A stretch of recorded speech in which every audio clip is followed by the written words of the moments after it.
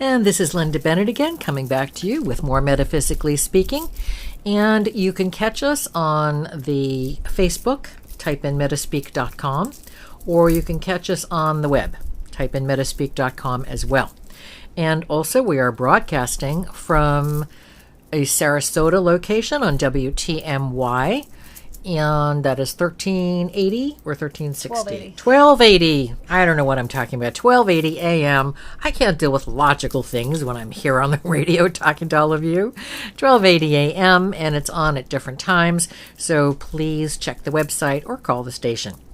All right, we are talking about UFOs. We had a really good caller in the first segment, and I understand we have another person here in the studio with us who has a question.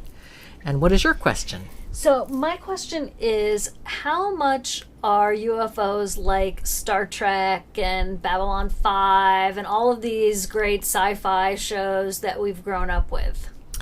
They're not like some of the ones that do the more exotic stuff like blowing things up, or that ridiculous show, what's the guy with Noah Wiley? I think the acting is fine, but it's ridiculous. Nobody is running around like a giant praying mantis. Nobody's shooting. Nobody's turning into a transformer. That is absolute nonsense. Falling Skies. Falling Skies, that's the show I don't like. I do not like Falling Skies. It doesn't do the world any good to get all kinds of people riled up because they're watching a ridiculous show. It might be fine for drama, but things are too serious now, because we are coming to a transformation on this planet. And to be terrified of people who've been here for millions of years is nonsense. To be terrified of your old parents and grandparents and sisters and brothers, husbands and wives, your own kids, is nonsense. They may not look exactly like we do, and I will discuss my own UFO experience after we take this caller. But they all, when you look at the people, you know they're people. You would not confuse them with a pussycat or an elephant or a praying mantis or anything else. The show that I love, and Star Trek is very similar to this, where they dealt with logical situations and greed and stupidity and power from other planetary perspectives, because theoretically the Earth has moved beyond that. My favorite show, and as I was giving a lecture on UFOs, people said to me, gosh, that sounds like Babylon 5. And tragically, we don't find Babylon 5 on there, and I have no idea why. Perhaps it's because it's too close to the truth. And I said, well, I didn't know anything about it because it was on a Friday night, and that would be the time that I would run around and do my errands, and I'd get home like at 10, and it would have been, I think it went on from 8 to 9 Eastern Standard Time. And so I had long missed it. Well, I started watching it, and I said, oh my gosh, that's like the UFO experience I had. So if you can find Babylon 5, I don't know if the CDs are available from your record store. DVDs. See, I am not tuned into all this stuff. CDs, DVDs, DVD, tapes, doesn't matter. If you can find it and start from the beginning, because then it'll make more sense to you.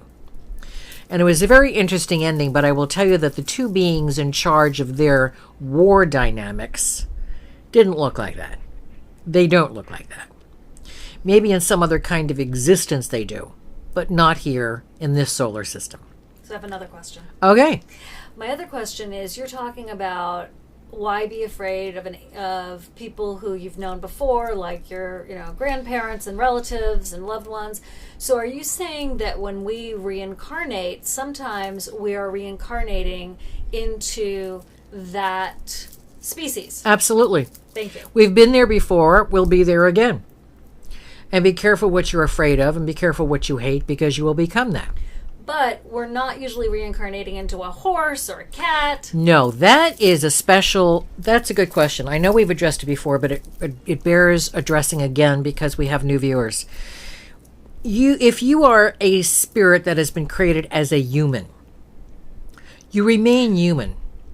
But if you have been cruel to animals, say like Michael Vick and the thugs that raised those dogs and fought them, and the thugs who went to those dog fights.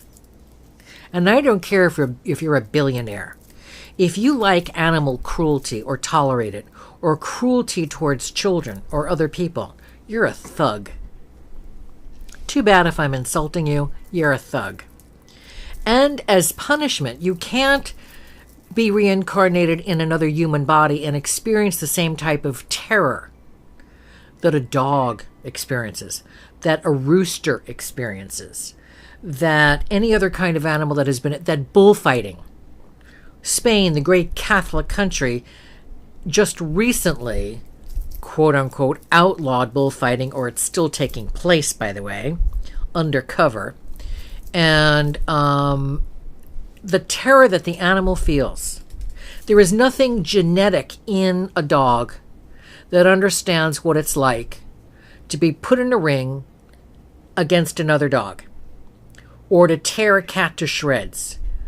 There's nothing in a rooster's DNA that wants it to continue to fight another rooster. In the barnyard, if one rooster's looking for supremacy over the other, it'll kick its opponent's backside and off the other opponent will go. Who's ever stronger wins, because that's supposed to be who's breeding with the hens to make better baby chickens.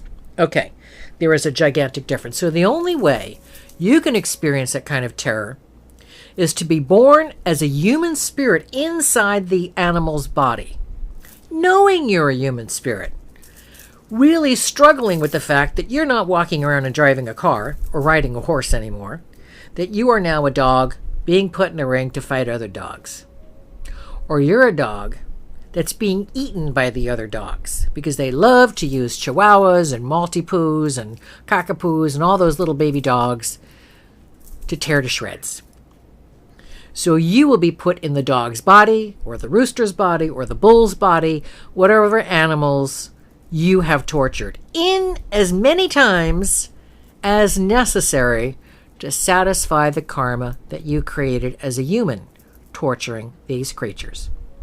But you always know you're a human spirit. And before you come into that dog body or rooster body, whatever, you are fully instructed as to why. You know why. Your soul can't lie to yourself. So you know exactly what's going on and exactly why it's happening. Thank you so much. So that's a good question answered. Okay, we've got a caller on the line. First name, comment, or question? Sarah. Okay, Sarah, what's your question? I've often had dreams where I feel like I'm levitating off of the bed and that there's a presence in my room. Mm-hmm. And there's physical manifestations of energy flowing in my body as well as spinning. Spinning? And okay. Mm-hmm. Spinning, yes. And it's very difficult in those dream states to come out. I feel like I'm locked in Right. in a bed. And I have felt these presence that are in the room as it's happening. Do they... See? Go ahead. No, go ahead. I was going to ask you a question, but finish your question.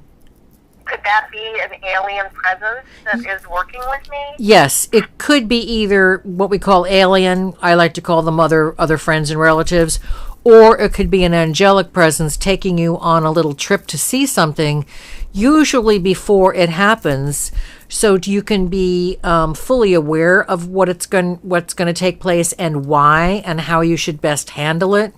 For instance, a death in the family, a crisis in your life, an illness of yourself or a loved one, and you are given the information so that you know how to handle it better. You're given the information as to what you are able to do and not do.